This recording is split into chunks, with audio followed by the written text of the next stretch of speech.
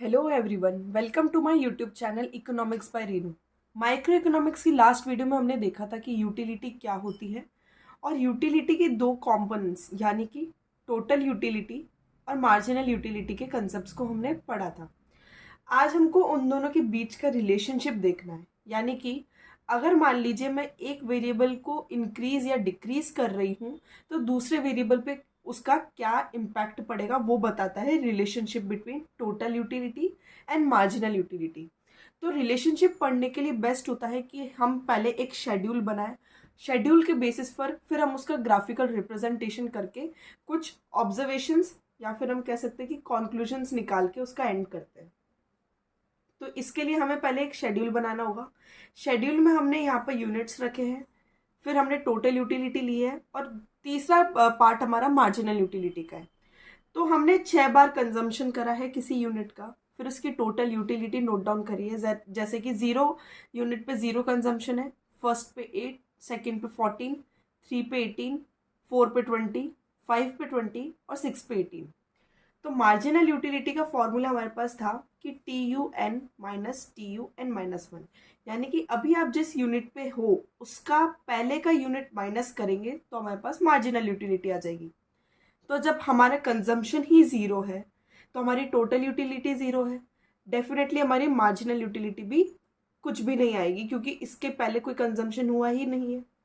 फिर हमने एक यूनिट पे 8 यूटिल्स का यूटिलिटी अचीव करी है, तो इसमें मार्जिनल यूटिलिटी क्या हो जाएगी, 8 माइनस 0 दैट इज 8। उसके बाद 14 minus 8 6, 18 minus 14 4, 20 minus 18 2, 20 minus 20 that is 0 and 18 minus 20 that is -2। अब हमने जो ये शेड्यूल बनाया है उस बेसिस पे हमको इसका ग्राफिकल रिप्रेजेंटेशन करना है। उसके लिए क्या करना होगा, हमारे पास पर्टिकुलर एक्स एक्सिस पर हम यूनिट्स ले रहे हैं और वाई एक्सिस पर हम एक ही वेरिएबल ले सकते हैं, या तो टोटल यूटिलिटी या मार्जिनल यूटिलिटी। तो इसलिए हमको दो ग्राफ्स ड्रॉ करने पड़ेंगे जिसमें वाई एक्सिस पर एक बार हम टोटल यूटिलिटी रखेंगे और दूसरी बार हम मार्जिनल यूटिलिटी रखेंगे। तो फर्स्ट ऑफ ऑल इस ग्राफ ए पर हमने पहले टोटल यूटिलिटी को प्लॉट करा, जहाँ पर 0 कंजम्पशन पे 0 यूटिलिटी थी, यानी कि from the point of origin ये ग्राफ स्टार्ट होगा।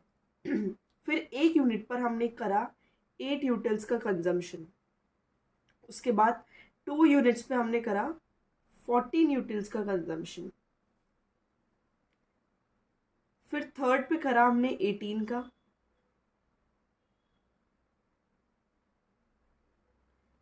फोर्थ पे हमने करा 20 का, फिफ्थ पे भी हमारा सेम कंजम्पशन है 20 यूटिल्स का, एंड सिक्स पे आके वो 18 यूटिल्स का हो गया। तो ऐसे हमने सारे टोटल यूटिलिटी के पॉइंट्स को ग्राफ कर दिया है। अब हम जितने भी हमारे पास पॉइंट्स निकल के आए हैं, इसको example A B C D E F and G, इन सारे पॉइंट्स को जब हम मिलाएंगे तो हमारे पास एक ऐसा कर्व निकल के आएगा जो पहले अपवर्ड स्लोपिंग है, फिर कांस्टेंट है, देन डाउनवर्ड स्लोपिंग है। इसका एक्सप्लेनेशन बाद में देखेंगे, उससे पहले हमें मार्जिनल यूटिलिटी का भी सेम ग्राफ ड्रॉ करना है। वैसे ही एक्स एक्सिस पर हमने यूनिट्स रखी है, वाई पर हमने मार्जिनल यूटिलिटी रखा है। जब 0 कंजम्पशन था तो 0 मार्जिनल यूटिलिटी, जिसको हम काउंट ही नहीं कर रहे। फर्स्ट के ऊपर हमारा 8 यूटिल्स है तो हमने यहाँ पे ड्रॉ कर दिया है। उसके बाद सेकंड पे 6, थर्ड पे 4, फिफ्थ पे 0, कुछ भी कंजम्पशन नहीं आया, फोर्थ पे 2 और सिक्स पे -2, यानी कि ये नेगेटिव पे चला जाएगा। जब हमने फिर इन पॉइंट्स को ज्वाइन करा A B C D E, जब हम इन सारे अल्फाबेटिकल पॉइंट्स को ज्वाइन करेंगे तो हमारे पास एक डाउनवर्ड स्लोपिंग कर्व आएगा जो कि नेगेटिव एक्स एक्सिस को क्रॉस कर रहा है। तो ये हमारा ग्राफ क्या हो गया, मार्जिनल यूटिलिटी का ग्राफ।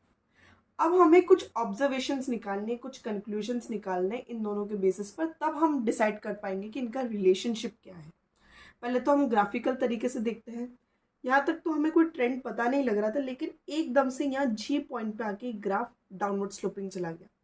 तो जब हमने जी पॉइंट को नीचे एक्सटेंड करा फिफ्थ यूनिट से आते आते मार्जिनल यूनिट के फिफ्थ यूनिट पे, तो हमने देखा कि जब टी यू अपने मैक्सिमम पॉइंट पर है तो एम यू की वैल्यू हमारी ज़ीरो है। यहाँ पर जो मैंने लिखा है पॉइंट ऑफ सेचुरेशन या पॉइंट ऑफ सेटाइटी, जब हमारी मार्जिनल यूटिलिटी ज़ीरो हो जाती है, यानी कि अब आपका सेटिस्फेक्शन लेवल ख़त्म। अब अगर आप इसके आगे कंजम्पशन करेंगे तो आपको नेगेटिव सेटिस्फेक्शन मिलेगा, यानी कि आपने कुछ चीज़ ज़बरदस्ती कंज्यूम करी है। जैसे कि हम ज़्यादा खा लेते हैं, ओवरलोडिंग हो जाती है, तो फिर हमें वॉमिट होएगी।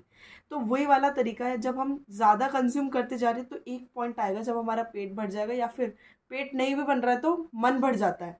वहाँ पे जहाँ मन भर गया वो पॉइंट हमारा marginal utility equals to zero है, यानी कि point of satiety, maximum point of saturation level. अब हमको इसको वर्ड फॉर्मेट में अगर देखें तो फर्स्ट ऑब्जर्वेशन हमारे पास आ रही है, as more and more units of a commodity are consumed,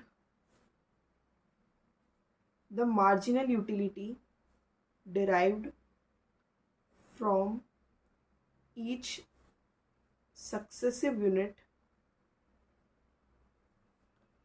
goes on diminishing, but the total utility increases up to a limit. यहाँ पर ये कहना चाह रहे हैं कि जैसे जैसे हम एक्स्ट्रा यूनिट्स कंज्यूम करते जा रहे हैं कमोडिटी के, मार्जिनल यूटिलिटी हमारी डिक्रीज होती जा रही है। यहाँ पर एक ट्रेंड देखा जाएगा कि 8 से 14, 14 से 18, 18 से 20, तो ये टोटल यूटिलिटी इंक्रीज हो रही है, लेकिन मार्जिनल यूटिलिटी उसके कंपैरिजन में डिक्रीज हो रही है। दोनों कॉम्पोनेंट्स अपोजिट चल रहे हैं। The marginal utility derive from each successive units goes on diminishing, but the T U increases up to a limit.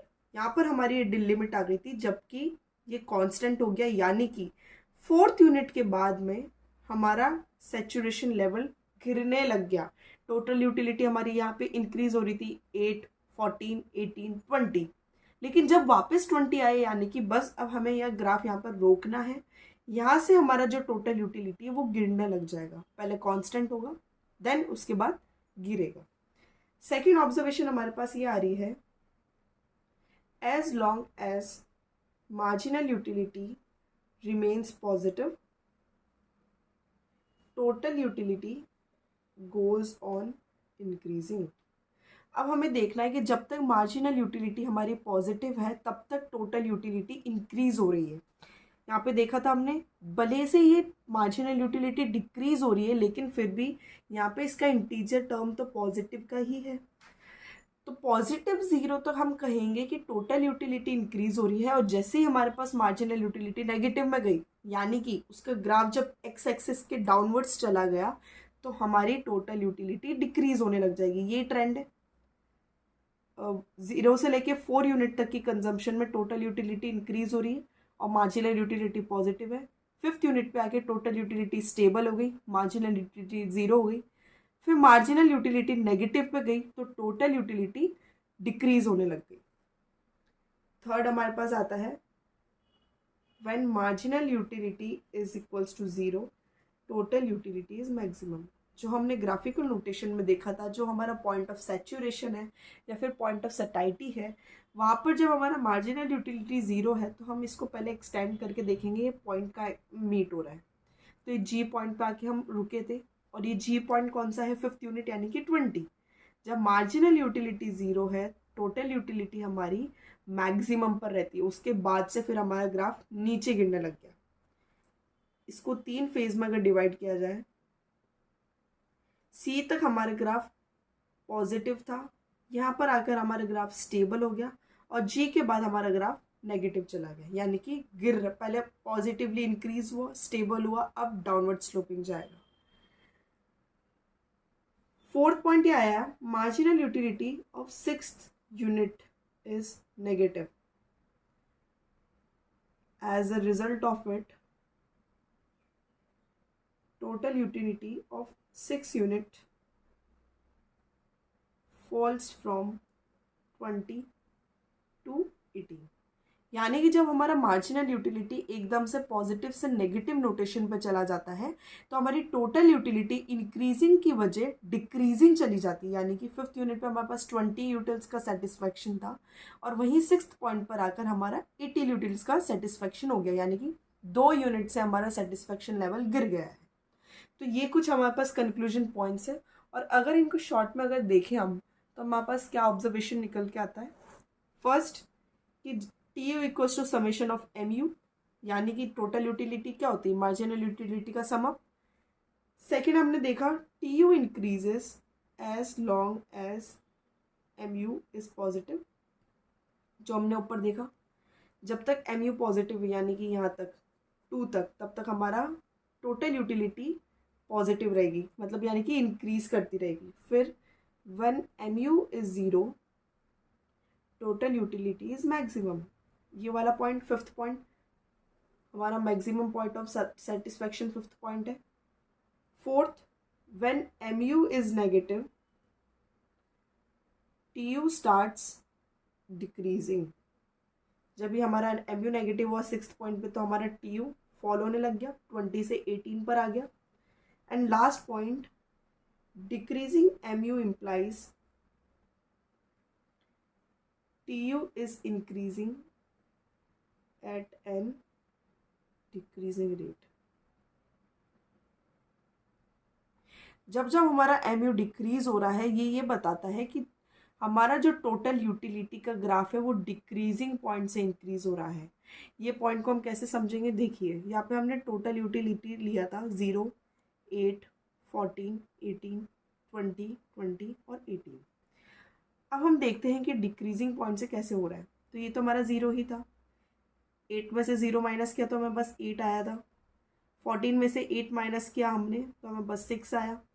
18 में से 14 माइनस किया 4, 20 से 18 माइनस किया तो 2, फिर 0 एंड देन -2। तो यानी कि टोटल यूटिलिटी इंक्रीज तो हो रही है लेकिन एक डिक्रीजिंग पॉइंट से इंक्रीज हो रही है। तो ये रिलेशनशिप था टोटल यूटिलिटी के बीच में और मार्जिनल यूटिलिटी के बीच में। इस कंसेप्ट के आगे एक बहुत ही इंपॉर्टेंट लॉ आता है, law of diminishing marginal utility, जो बेसिकली 5 मार्किंग के हिसाब से बना हुआ है।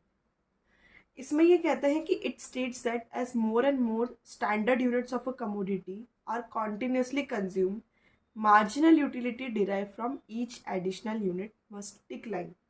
यानी कि अगर हम इसको एक ग्राफ के तौर पे समझें, ये हमारा एक्स एक्सिस हुआ और ये हमारा वाई एक्सिस हुआ। जब ये कह रहा है as more and more standard units of a commodity are consumed, यानी कि जब हमारा टोटल यूटिलिटी था, मार्जिनल यूटिलिटी था, हमने यहाँ यूनिट्स रखे थे 0, 1, 2, 3, 4, 5 एंड 6। यानी कि जैसे जैसे हम कमोडिटी को कंज्यूम कर रहे हैं marginal utility derive from every additional unit must decline. तो हमने देखा था कि हमारी मार्जिनल यूटिलिटी डिक्रीज हो रही थी।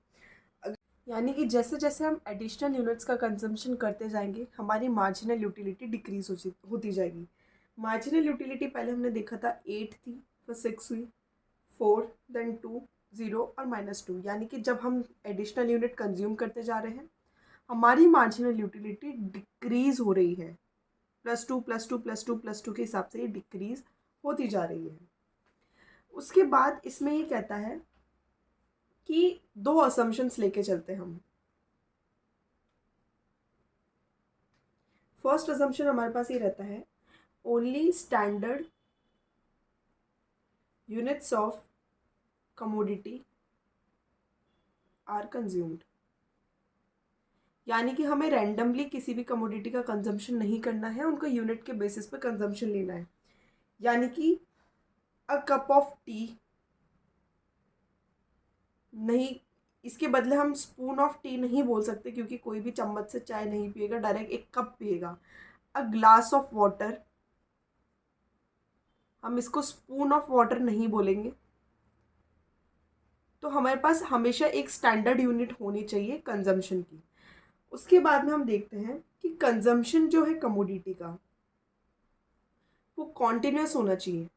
यानी कि अगर आप अभी इस पॉइंट पे कंजम्पशन कर रहे हैं तो आपको सारी यूनिट्स का कंजम्पशन अभी के अभी करना पड़ेगा। ये नहीं कि आप एक गिलास आज पी रहे, एक कल, फिर परसों, तो आप फिर मार्जिनल यूटिलिटी डिसाइड नहीं कर पाएंगे, आपका सैचुरेशन पॉइंट अचीव नहीं हो पाएगा।